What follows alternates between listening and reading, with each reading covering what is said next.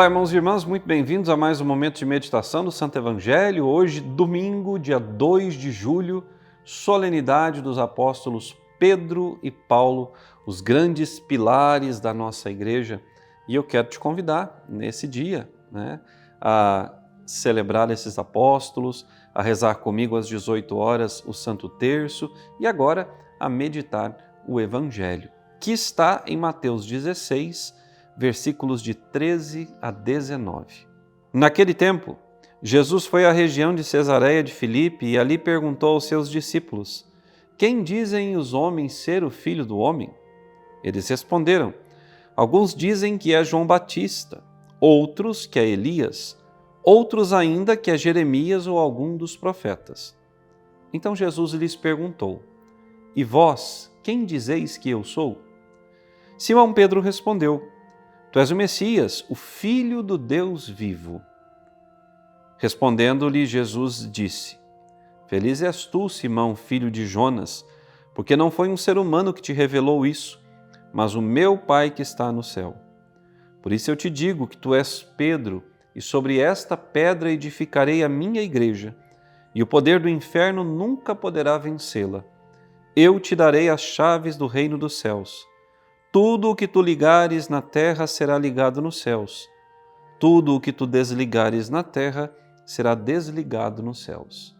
Palavra da salvação, glória a vós, Senhor. Irmãos e irmãs, hoje a liturgia da igreja nos convida a celebrarmos nesse domingo, dia do Senhor, dois homens muito importantes na vinha do Senhor, no trabalho missionário da igreja do Senhor, Pedro e Paulo. Pedro, o primeiro discípulo, aquele que Jesus viu lançando as redes, estava ali, depois recolhendo as redes, então o barco na praia, e Jesus lhe disse: Segue-me, farei de ti pescador de homens. Pedro deixou tudo e foi.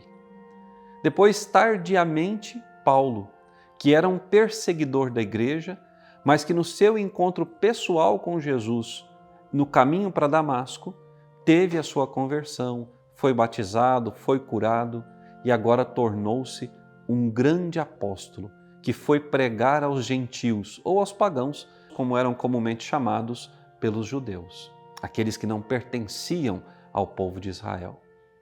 Paulo escreveu cartas, escreveu documentos belíssimos falando do amor e da misericórdia de Deus, exortando as comunidades.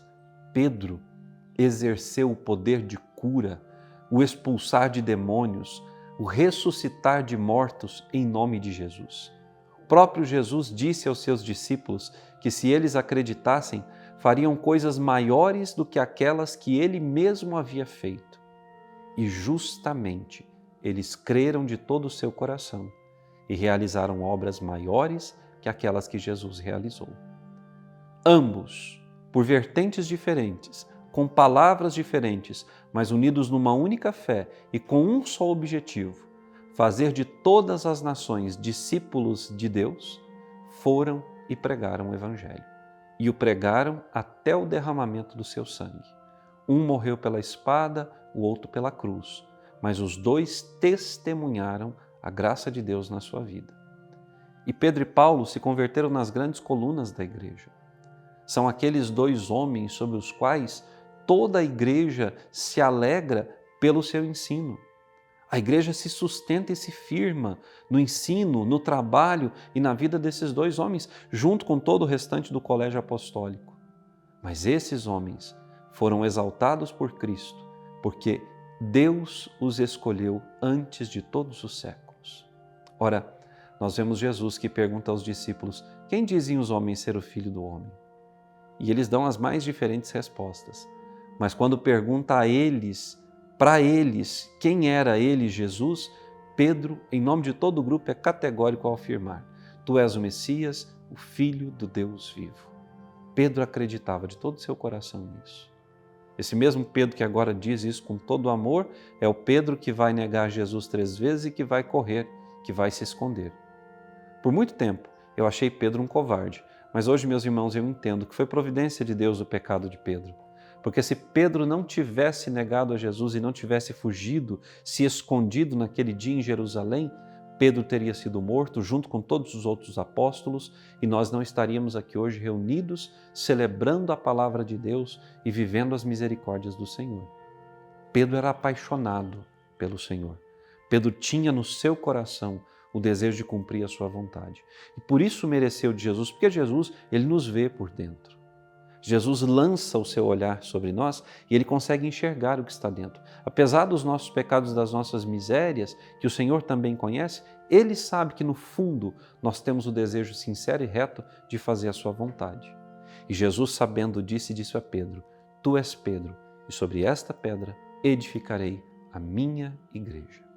Nós, cristãos católicos, cremos fielmente na sucessão apostólica. E sabemos que o Santo Padre, o Papa Francisco, é aquele que hoje, em nome de Jesus e representando a Pedro no comando da igreja, dirige a barca do Senhor. Faz com que ela continue navegando, segurando ele no leme em direção ao reino dos céus. Há quantos que hoje atacam o Santo Padre? Ora, eu posso até não concordar com todas as atitudes e posições do Santo Padre, mas ele é aquele que foi escolhido pelo Espírito Santo, que está diante da igreja como o condutor escolhido por Jesus. Como eu dizia, eu posso até não concordar com todas as posições e ideias do Santo Padre, mas eu devo respeitá-lo, eu devo amá-lo, eu devo rezar por ele, eu devo suplicar a Deus que o sustente. E por quê? Porque ele é Pedro para nós. Ele é aquele que está à frente da igreja. Ora, nós ouvimos a primeira leitura do livro dos Atos dos Apóstolos, você que depois vai à missa ou já leu a liturgia toda de hoje, na leitura dos Atos dos Apóstolos, Pedro está preso e a igreja inteira rezava por ele, diz o livro dos Atos dos Apóstolos. Hoje há uma chuva de críticas e acusações contra o Santo Padre e o Papa. Há tantas coisas que dizem a respeito do Santo Padre, mas esses que dizem isso são os que não rezam pelo Santo Padre. Eu concordo que ele tenha recebido um ladrão, declaradamente ladrão, que ele tenha apertado a sua mão, que ele tenha feito gestos de delicadeza e gentileza. Particularmente falando, eu não concordo, mas é o Santo Padre e eu tenho que rezar por ele e tenho que obedecê-lo. Acolhendo a qualquer pessoa, a qualquer um, o Santo Padre acolhe os filhos da igreja, porque até os ladrões são filhos da igreja porque foram batizados. O Santo Padre tem que acolhê-los. E espero eu que, no particular, o Santo Padre tenha exortado a essas pessoas a mudança e a conversão. Mas o meu dever de cristão é rezar por ele. Ora, a igreja rezou, Deus atendeu às orações da igreja e enviou o anjo para libertar a Pedro. As correntes caíram das suas mãos, passou pelas portas todas, passou por todos os guardas, nenhum mal lhe aconteceu e nem aconteceu mal algum àqueles homens que estavam ali guardando a sua cela. E ele se deu conta, o Senhor de fato me libertou da mão de Herodes. Pedro não temeu. E por quê? Porque acreditava no Senhor. Sabia que o Senhor faria algo por ele, ainda que esse algo fosse a morte. E por isso nós podemos, com o salmista, dizer que Pedro acreditava nisso, tanto ele quanto Paulo. De todos os temores me livrou o Senhor Deus. Na segunda carta a Timóteo, Paulo vai nos falar: caríssimo, quanto a mim, eu já estou prestes a ser derramado em sacrifício. Eu combati o bom combate, completei a corrida, guardei a fé. E agora o que me resta? A coroa que o justo juiz me dará. E Paulo é claro ao afirmar: eu sei que o Senhor esteve ao meu lado em todos os momentos, por isso eu não desanimei. Ora, eu e você que somos cristãos, eu e você que somos de fato seguidores de Jesus, quantas vezes nós desanimamos diante das perseguições? Quantas vezes nós murmuramos diante da cruz? Quantas vezes nós queremos desistir de tudo? Nós devemos, nesse momento em que essas tentações vêm ao nosso coração, nós devemos nos lembrar dos apóstolos. Eles tudo fizeram pelo Senhor. Deram a vida por Ele, suportaram os tormentos, ficaram firmes no propósito e no chamado que haviam recebido. E por isso mereceram o céu, a coroa da vitória, e hoje por toda a terra são lembrados. Que hoje, nesse domingo, você indo à casa de Deus, a primeira coisa que eu gostaria que você dissesse a Jesus quando lá chegasse: Senhor, muito obrigado, pelo exemplo e testemunho desses homens, e não somente deles, de todos os homens e mulheres que ao longo dos séculos deram a sua vida pela sua palavra, porque são eles os que fortaleceram o caminho da igreja e por eles hoje eu estou aqui, recebendo a palavra, a Eucaristia. Depois, eu gostaria que você dissesse a Jesus: Senhor, a minha prece e oração hoje são pelo Santo Padre, o Papa Francisco. Que o Senhor o conserve, o livre de todo mal e o faça ciente da sua missão de pastor e guia da Igreja. Que Deus te abençoe e até amanhã.